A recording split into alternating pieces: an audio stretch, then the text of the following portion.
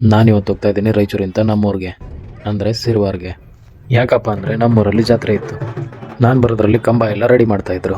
ಆ ಕಂಬ ನೋಡ್ಕೊಂಡು ನಾನು ರೀಚ್ ಆಗಿಬಿಟ್ಟೆ ಬಸ್ ಸ್ಟ್ಯಾಂಡ್ಗೆ. ಇದೆ ನೋಡಿ ನಮ್ಮ ಸಿರ್ವರ್ ಬಸ್ ಸ್ಟ್ಯಾಂಡ್. ನಾನು ಬಂದಮೇಲೆ ನಮ್ಮ ಫ್ರೆಂಡ್ಸನ್ನು ಬಂದಿದ್ದರು.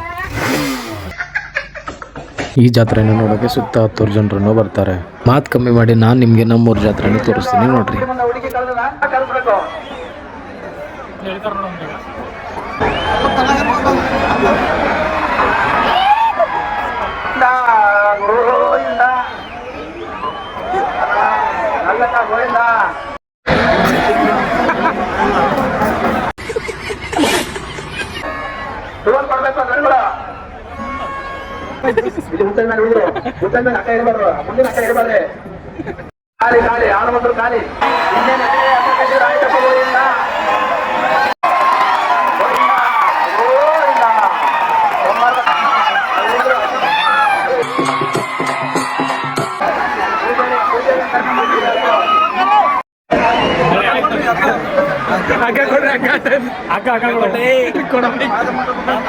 ಏನಲ್ಲಿ ಜನ ಸೇರ್ಬಿಟ್ಟಿದ್ದಾರೆ.